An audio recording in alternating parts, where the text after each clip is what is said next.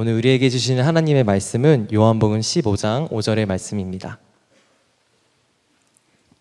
나는 포도나무요 너희는 가지라. 그가 내 안에 내가 그 안에 거하면 사람이 열매를 많이 맺나니 나를 떠나서는 너희가 아무것도 할 수 없음이라. 오늘 여러분과 아마 이 복음의 능력, 복음의 영광을 나누는 올 한 해 동안의 설교 시리즈의 마지막 시리즈가 될 것 같습니다. 여러분에게 오늘 드리려고 하는 말씀은 제가 복음을 말하려고 할 때 꼭 이것을 말하고 싶었던 그 말씀을 여러분들과 같이 나누려고 합니다. 올해가 종교개혁 500주년이죠. 종교개혁의 가장 강력한 구호가 오직 믿음으로였습니다. 그 오직 믿음으로라는 구호가 그렇게 강력했던 이유는 그게 성경의 진리였기 때문입니다. 그러니까 성경의 진리는 굉장히 강한 것입니다. 여러분들이 성경을 소홀히 생각하지 않아야 합니다. 말씀의 능력이 얼마나 강한지. 이 오직 믿음으로라고 하는 이 구호의 근거가 되는 성경은 로마서 1장 17절입니다. 복음에는 하나님의 의가 나타나서 믿음으로 믿음에 이르게 하나니 기록된 바 오직 의인은 믿음으로 말미암아 살리라 함과 같으니라. 이 종교개혁이 일어날 때 당시에는 대부분의 사람들이, 성도들이 믿음으로 구원받는다는 사실을 몰랐습니다. 정확히 성경대로 가르치지 않았고 또 일반 교인들은 성경을 읽을 수 없었기 때문에 믿음으로 구원받는다는 걸 몰랐어요. 그런데 마틴 루터를 중심으로 이 성경에 우리가 구원은 오직 믿음으로 받는다는 사실을 성경에 기록되어 있는 그대로를 사람들에게 알리기 시작하면서부터 세상이 뒤집어진 겁니다. 가톨릭 교회가 지배하던 당시의 세상이 정치, 경제, 사회, 문화 모든 영역에서 뒤집어졌어요. 말씀이 그렇게 강력해요. 의인은 오직 믿음으로 살리라. 우리는 예수님의 십자가의 속죄에 대해서 믿고 그리고 구원받는 것, 그리고 하나님의 자녀가 되는 것입니다. 그런데 지금 현재 우리는 다 아는 내용이에요. 믿음으로 구원받는다는 걸 다 압니다. 그런데 여전히 우리에게는 이 교회 개혁을 말하고 있어요. 아직도 우리에게는 여전히 개혁이 중요한 주제예요. 왜 그렇죠? 오직 믿음으로 구원받는다는 것으로만 복음이 다 설명된 게 아니기 때문에 그렇습니다. 중요한 말씀이 하나 더 있어요. 그 말씀이 오늘 요한복음 15장 5절 말씀입니다. 여러분이 예수 그리스도를 믿음으로 구원받는다고 하는 이 복음을 붙잡는 건 대단히 중요해요. 근데 그건 어디까지 가야 온전한 것이냐면 오늘 요한복음 15장 5절에서 주님이 말씀하신 나는 포도나무요 너희는 가지라. 저가 내 안에 내가 그 안에 거하면 사람이 열매를 많이 맺나니 나를 떠나서는 너희가 아무것도 할 수 없습니다. 이 말씀은 솔직히 우리도 다 아는 말씀이에요. 제가 어릴 때 교회 다니면서 제일 많이 한 것 중에 하나가 포도송이 색칠하는 거예요. 그때 어린이부 활동 중에 여름 성경학교를 하든지 분반 공부를 하든지 하여튼 포도송이에다가 색칠하거나 포도송이 알맹이 한 알 한 알씩 그거 벽에 있는 포도송이에다 갖다 붙여서 포도송이를 완성하는 거. 주일 예배 참석하면 하나 주고 성경 암송하면 하나 주고 예배 시간에 안 떠들면 하나 주고 이렇게 해서 이제 붙여서 포도송이가 다 완성되면 공책 하나 주고 뭐 이제 그랬던 어린 시절을 보냈어요. 저는 어릴 때부터 너무나 많이 알던 내용이 주님은 포도나무고 우리는 가지라고 하는 말씀이에요. 근데 전혀 믿지는 않았어요. 믿으려고 생각도 안 했고 누가 나에게 믿어야 된다고 말해주지도 않았어요. 주님은 포도나무고 나는 가지고. 그게 뭐 무슨 말인지도 몰랐고 말도 안 된다고 느껴졌고 그걸 꼭 믿어야 된다는 것도 몰랐어요. 그냥 교회에서 계속 포도송이만 그랬죠. 근데 안타깝게도 대부분 기독교인이 그런 수준이에요. 주님은 포도나무고 우리는 가지고, 너무 잘 알았고 많이도 들었어요.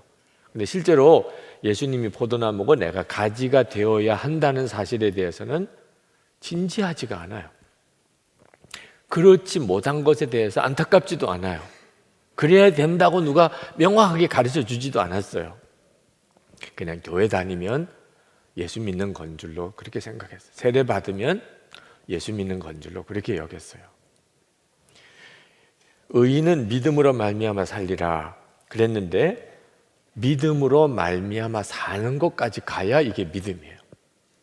의인은 그냥 믿음을 가졌다는 말이 아닙니다. 믿음으로 말미암아 살아야 그게 믿음이에요. 근데 지금 한국 교회는 그냥 믿음만 가지고 있어요. 믿음으로 살지를 않아요. 기독교의 특징이 뭐냐면 예수 그리스도 우리가 하나가 되는 것입니다. 주님이 우리 안에 거하시는, 우리도 주님 안에 거하는, 이건 모든 종교들 중에 너무나 독특한 것입니다. 어떤 종교도 이렇게 말하지 않아요.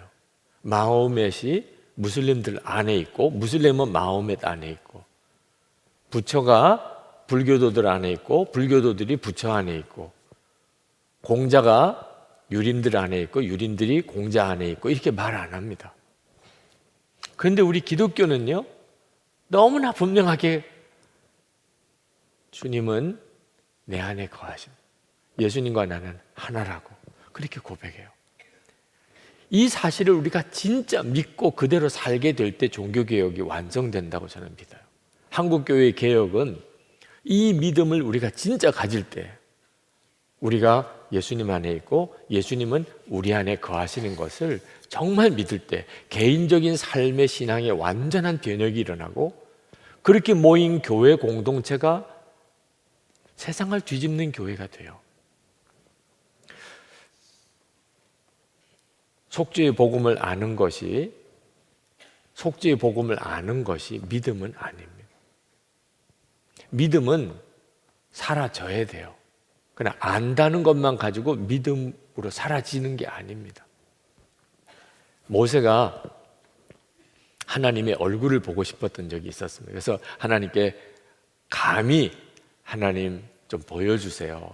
주님 얼굴 보고 싶습니다. 이런 부탁을 드렸던 적이 있습니다. 출애굽기 33장에 보면 나옵니다. 근데 하나님이 거절하세요. 출애굽기 33장 20절에 내가 내 얼굴을 보지 못하리니 나를 보고 살 자가 없음이니라.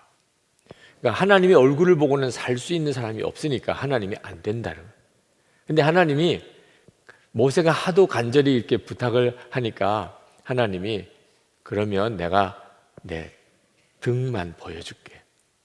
그래서 하나님이 이렇게 지나가시는데 앞은 못 보고 하나님이 이렇게 쭉 지나가시는 그 뒷모습만 모세가 보았어요.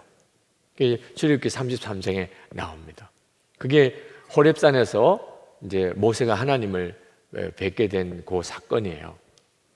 그 하나님의 등만 보았는데, 이제 그리고 모세가 산에서 내려옵니다. 근데 이스라엘 백성들이 모세를 못 쳐다봤어요. 그 얼굴에 비치는 광채가 너무 찬란해서 이스라엘 백성들이 모세를 못 쳐다봤어요. 그래서 할 수 없이 모세가 얼굴에 이렇게 수건을 가렸습니다. 이스라엘 백성들이 자기를 못 쳐다보니까.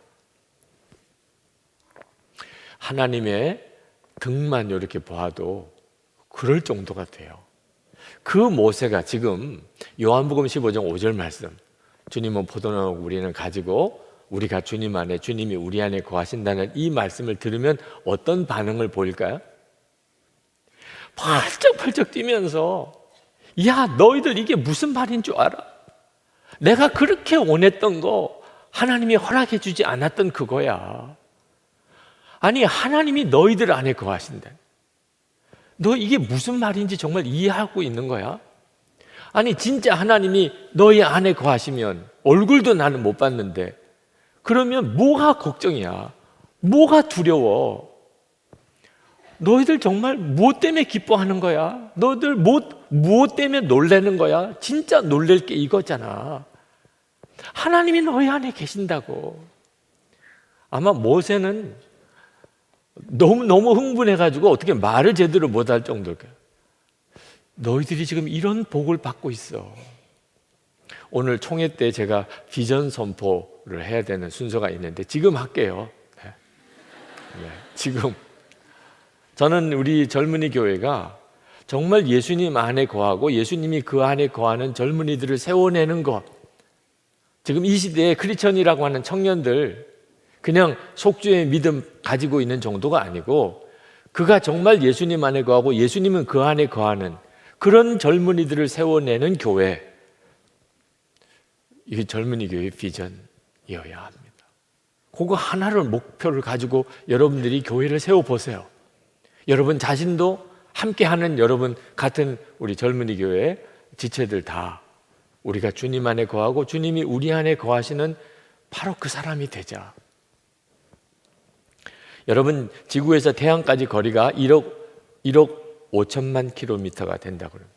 저는 뭐 제 개념으로는 얼마나 먼 수치인지 잘 상상도 안 됩니다만 하여튼 지구와 태양 사이의 거리를 종이 한 장이라고 이렇게 우리가 계산한다면 지구와 가장 가까운 별까지 거리를 그 종이 21m를 쌓아 올린 것만큼의 거리예요.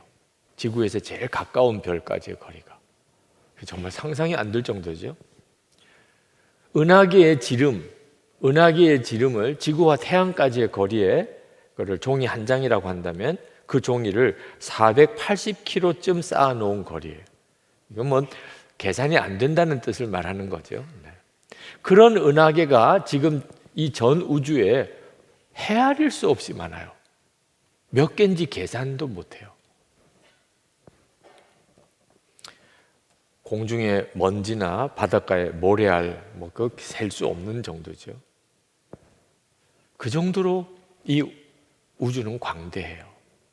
그런데 이 광대한 우주를 성경에서 우리 주님이 말씀으로 붙잡고 계시다 표현했어요. 히브리서 1장 3절에 그의 능력의 말씀으로 만물을 붙드시며 예수 그리스도가 어떤 신분인가? 이 온 우주를 만물을 말씀으로 붙잡고 계시는 분이에요. 그 주님과 나 사이의 관계가 내가 주님 안에 있고 주님이 내 안에 계시는 관계를. 여러분 우리가 믿는 예수님은 그런 분이세요. 그런데 우리가 그저 그 예수님에게 직장 좀 갖게 해주세요. 여자친구가 없어요. 남자친구 좀 생기게 해주세요. 학교 합격하게 해주세요. 이런 정도의 기도만 할 분이 아니에요. 그분은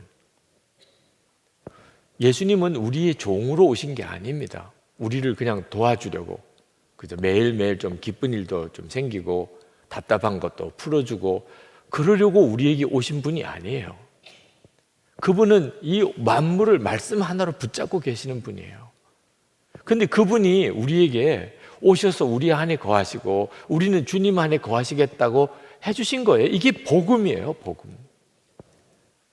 예수님은 정말 내 인생의 왕이세요. 내가 모든 것을 다하여 그분께 내 모든 걸 드리고 그분으로 인하여 쓰임받는 삶이 된다는 것 자체가 황홀한 것이에요.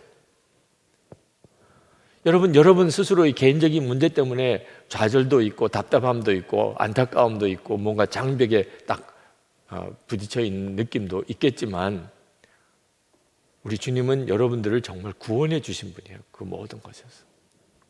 여러분에게 있어서 지금 정말 필요한 것은 이 만왕의 왕이신 예수 그리스도와 여러분 사이에 주님 안에 거하고 주님은 여러분 안에 거하시는 것과 같은 온전한 연합, 하나됨입니다. 주저하지 마세요. 여러분의 인생을 주님께 다 드리는 걸. 여러분이 붙잡고 있어서 후회밖에 안 남습니다. 나이 50이 되신 분, 60이 되신 분 만나서 물어보세요. 당신의 삶은 행복했습니까? 다 자기 스스로 행복해 보려고 어떻게 하면 더 행복하게 살 수 있을까? 그러고 살았어요. 50년, 60년 살았는데 지금 여러분들보다 더 허탈해요. 여러분들도 곧 그렇게 됩니다. 하나 안 해본 거예요. 예수님에게 인생을 완전히 맡겨버려. 예수님에게 인생을 완전히 맡기고 주님이 하자는 대로 살고 주님과 하나 되는 것을 목표로 하고, 그거 하나 안 해본 거예요. 다 해봤어요. 공부도 해봤고 돈도 벌어봤고 고생도 해봤고 욕도 먹어봤고. 근데 여러분은 이제 그걸 해보시라는 거예요. 다른 사람들 가는 길 그냥 따라가지 말고 예수 그리스도 안에 거하고 예수님이 여러분 안에 거하시는 이건 여러분에게 은혜로 주어진 거니까, 하나님, 여러분이 애써서 성취하는 게 아니고 하나님이 여러분에게 주신 거예요. 여러분이 이 사실을 정말 누리게 되면, 그러면 교회는, 세상은 얼마나 변할까? 구원받는 믿음은 예수 믿고 그저 속죄함 받았다 정도가 아닙니다.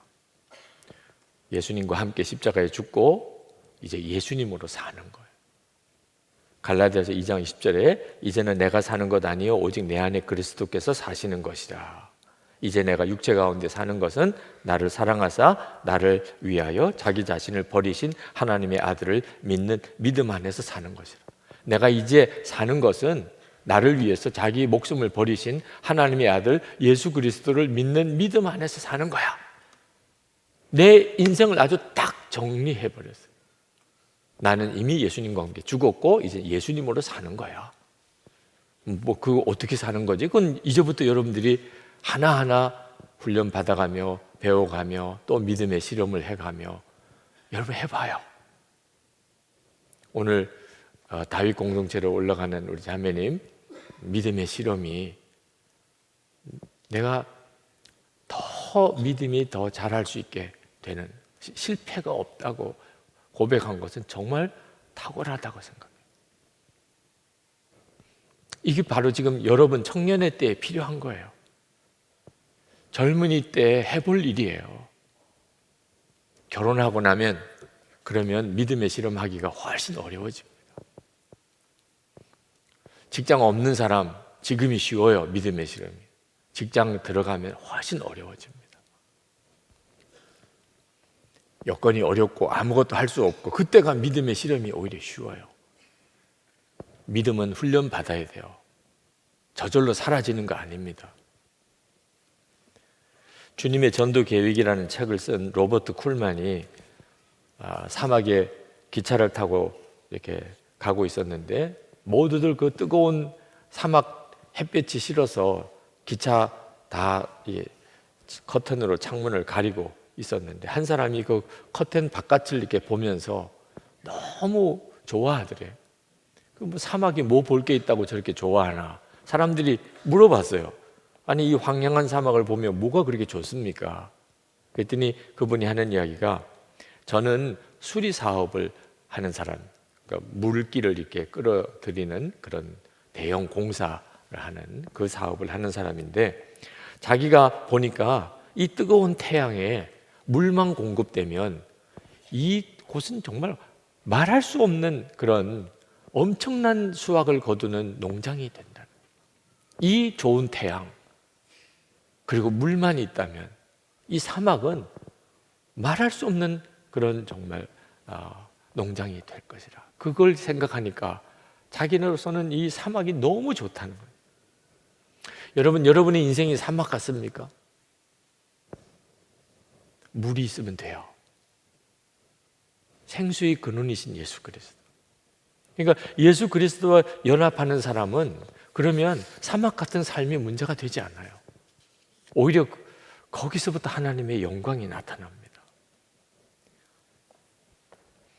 종교개혁을 이뤘던 루터가 그저 예수만 믿으면 속죄함을 받는다, 이 복음을 깨닫고 종교개혁을 이루었던 게 아니에요.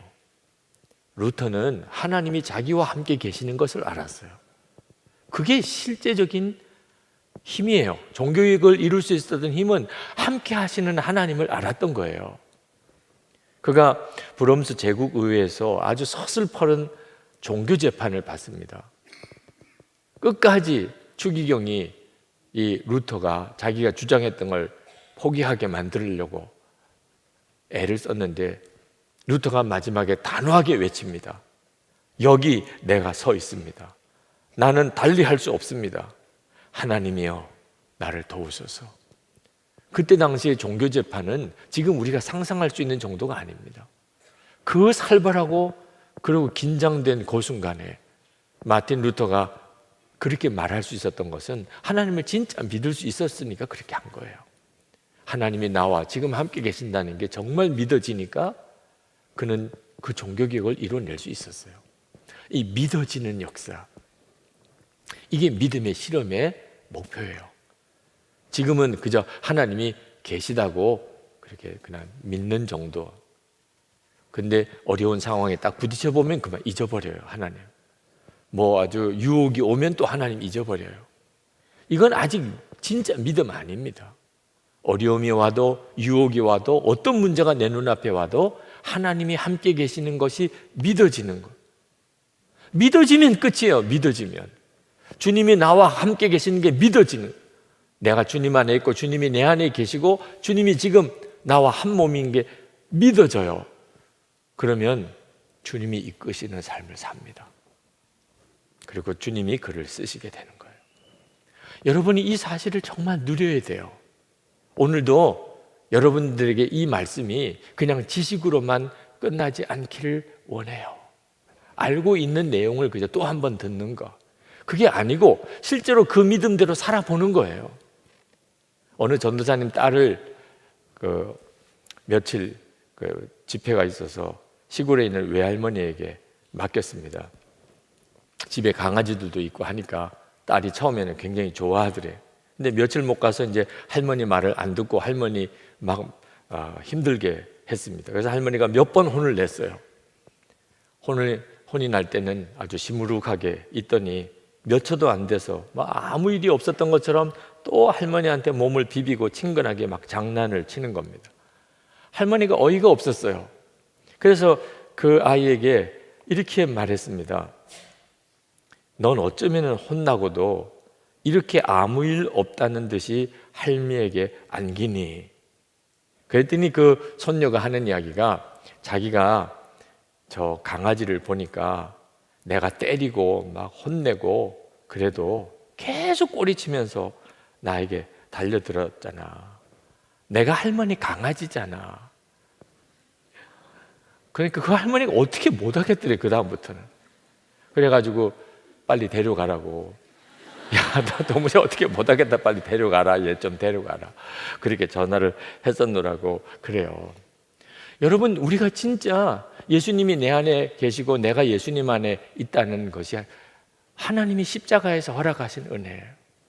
이 사실을 정말 믿는다면 때때로 우리가 하나님 앞에 잘못할 때도 있고 어떤 때는 하나님이 징계를 받는다고 느낄 때도 있지만 우리는 그냥 아무 일 없었던 것처럼 또 하나님의 품에 안겨요. 하나님, 저희 아버지시죠. 하나님, 저 사랑하시죠. 옆에 있는 사람은 막 토할 것 같아. 야, 너가 어떻게 그런 이야기를 할 수 있냐. 그런데 하나님과 나 사이에는 얼마든지 돼요. 나를 위해서 십자가에 죽으시기까지 하신 주님. 주님, 저 사랑하시죠. 부모도 나 사랑 안 하고 가족들도 나 사랑 안 하고 주위에 있는 사람들 다 나 사랑 안 해요.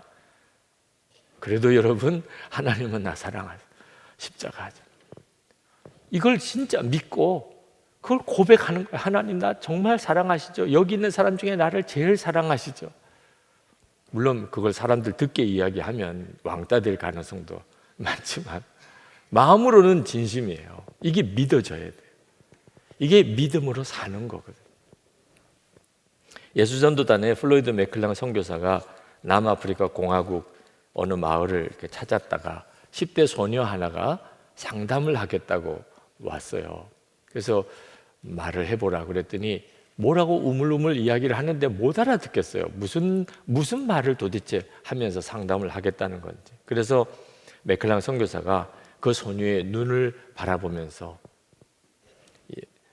내가 정말 하고 싶은 말이 뭐냐? 그랬더니 그 소녀가 가만히 있더니 선교사님 어깨에 한 번만 기대어 볼 수 있을까요? 이 아이는 아버지가 없어요. 너무 어려서 아버지가 세상 떠나고 아버지라고는 살아보질 않았어요. 근데 하나님이 아버지래. 도대체 하나님이 아버지라는 건 어떤 느낌일까? 그걸 알고 싶었어요. 근데 이 맥클랑 선교사님을 보면서 저분이 하나님 아버지가 어떤 것을 내게 느낄 수 있게 해줄 수 있겠다. 뭐 이런 마음의 소원을 가지고 상담을 신청을 했던 건데 그러니까 말이 이게 뭐라고 딱 명확하게 상담을 할 거 있어서 온 게 아니니까 그렇게 말이 그냥 여러 가지로 갈래가 나갔던 거죠. 네, 정말 원하는 게 뭐냐고 물어보니까 아버지에게 안기듯이 한번 안겨보고 싶다. 그러라 그랬어요. 그래서 그 아이가 선교사님에게 한참을 기대어 안겼습니다. 선교사님도 아버지가 딸을 안듯이 꼭 이렇게 안아줬죠. 한참을 그랬어요. 그러더니 아이가 아버지 그렇게 그 어깨에 기댄 채 몇 번을 그렇게 부르더래요. 아버지. 그렇게 해보고 싶었어요. 아버지한테 아버지라고 한번 자기도 해보고 싶었어요. 하나님께 그런 고백을 드려보고 싶었어요. 어떤 실제적인 대상 앞에서. 그걸로 끝이에요. 그리고 이제 선교사님은 떠나오셨고 몇 년 뒤에 다시 남아프리카 공화국 갔을 때 선교단체 간사로 일하는 그 자매를 만났어요. 몇 년 뒤에 훌륭하게 자라서 선교단체에서 아주 유능한 간사로 사역을 하고 있는 그 자매를 만난 이야기를 했어요. 그 하나님 아버지 되심에 대한 믿음이 그 자매 안에 딱 자리 잡으니까 삶이 확 달라져 버렸어요. 믿음은 살아내야 하는 겁니다. 내가 진짜 믿었다면 그 믿음은 삶으로 살아내어져야 그게 믿음인 거예요. 우리는 십자가에서 지옥에서 건짐받았고 하나님의 자녀가 되었습니다. 근데 거기 끝 아닙니다. 이제 나는 주님 안에, 주님은 내 안에 계시는 삶을 이제부터 살아가는 겁니다. 잊으시면 안 돼요. 여러분이 예수를 믿었다면 여러분은 예수님 안에 있고 예수님은 여러분 안에 계세요. 여러분이 그 사실을 믿지 않고 전혀 모른다 하더라도 그건 사실이에요. 그런데 여러분이 진짜 믿고 그걸 진짜 누리기 시작하면 비로소 주님은 여러분의 삶에 역사하심을 드러내세요. 그게 필요해요. 이게 진짜 복음이에요. 오늘 우리가 성찬을 받습니다. 이 성찬식은 정말 그 메시지, 그 복음을 우리가 실제로 누려보게 하는 시간이에요. 주님의 살과 피를 먹고 마시게 하셨잖아요. 떡과 포도주지만 주님이 분명히 이건 내 살이라 내 피라고 하셨어요. 여러분이 이것을 진짜 믿음으로 오늘 취해야 돼요. 믿음으로 취하지 않을 수도 있어요. 떡 주니까 먹고 포도주 잔 마시고 줘도 또 이렇게 조금 주나 이렇게 생각하고 그냥 지나갈 수 있어요. 네. 그렇다고 그래서 누가 여러분에게 뭐라고 그러지도 않아요. 이번 주가 또 월 첫 주인가 보다 성찬을 하는 거 보니 이렇게 지나갈 수 있어요. 이건 정말 안타까운 일이에요. 오늘 여러분들이 이것을 믿음으로 취하세요. 주님의 살과 피를 오늘 내가 먹고 마셨다. 그동안에는 주님이 나와 함께 계신다는 게 내게 아직까지 실제가 아니었어요. 잊어버리고 살았어요. 오늘 주님이 다시 그 점을 확인시켜 주세요. 성찬 받은 사람, 나는 성찬 받았어. 주님이 주님의 살과 피를 먹고 마셔서 주님이 나와 완전히 하나가 됐다는 것을 너무 분명하게 보여주셨어. 그 사람이야 나는. 성찬 받은 사람이라고. 주님의 살과 피가 내 몸에 하나가 되었다고. 성찬 끝나고 난 다음에도 계속 그 점이 잊어버려지지 않고 오늘 저녁에도 내일 아침에도 나 성찬 받은 사람이야. 그게 믿음으로 사는 거예요. 그때부터 주님은 비로소 여러분의 인생을 바꿔요. 이게 복음이 삶을 바꾼다는 거죠. 자, 이제 우리 성찬을 하겠습니다. 여러분 안에 오늘 주님이 여러분과 함께 계심을 분명한 믿음으로 그래서 정말 주님의 살과 피를 먹고 마시는 그런 성찬을 여러분이 받을 수 있도록 주님 제게 성령님으로 역사해 주소서. 제 영안을 열어 주소서. 다시 한번 믿음의 실험이 되게 해 주소서. 통성으로 우리 기도하고 성찬을 받겠습니다.